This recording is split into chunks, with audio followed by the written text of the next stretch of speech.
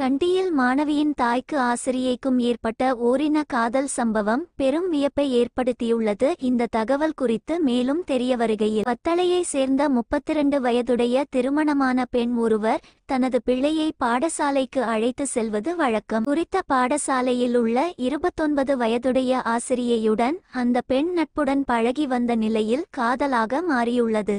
இந்த பழக்கம் ஏற்பட்ட பின் திடீரென இருவருமே காணாமல் போகியுள்ளனர். தொடர்ந்து தனது மனைவியை காணவில்லை என போலீஸ் நிலையத்தில் அவரவர் கணவர்கள் முறைப்பாடு செய்துள்ளனர். தொடர்ந்து அவர்கள் கண்டி தலதா மாளிகையில் வைத்து கண்டுபிடிக்கப்பட்டனர். போலீசாரினால் ஆலோசனைகள் வழங்கப்பட்டு அவரவர் கணவருடன் செல்லுமாறு கூறியதில் அவர்கள் செல்ல மறுத்துள்ளனர். குறித்த பெண்ணின் குழந்தை கட்டி அணைத்து அழுது வீட்டிற்கு அழைத்த போது அவர்கள் எங்களை பிரிக்க வேண்டாம் என அணைத்து கொண்டனர். இறுதியாக போலீசாரின் கடுமையான எச்சரிக்கையின் பின் இருவரும் தத்தமது இல்லத்திற்கு அனுப்பி வைத்துள்ளனர்.